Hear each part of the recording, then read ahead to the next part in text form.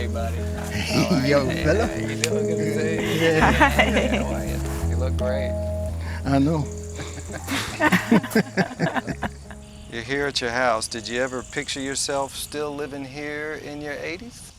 Not in my wildest dreams. I thought this house was gonna take me out at one point. From the leaky roof to the dangerous mess that my front porch steps were at one time. When I tell you how my knees put up a fight every time I walk to the mailbox. These knees still hold a grudge. True. The thing is, back then, aging in place sounded good on paper, but too many of us didn't have what we needed to do it. Yeah, true. So, what happened when all ages, all stages really got going back in the 20s? Yeah, well, when Senior was finally able to connect with housing, that changed everything. You know? It put safety in the bones of this house, right? Nothing too fancy with the improvements, just what worked and what was fair.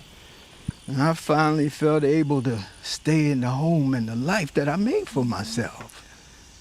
Come to think of it, this whole neighborhood got smarter as well.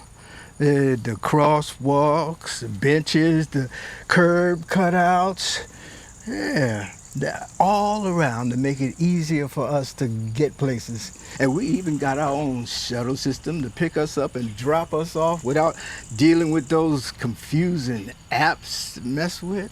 It's like this place aged right along with us. Yes. And it all happened because we started treating aging like something worth planning for and not something to fix after the fact. And here we are, not just surviving, but living. A future like this isn't something we have to imagine.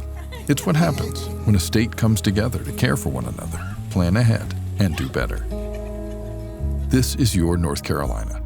Join the effort to make it ready for all ages, all stages,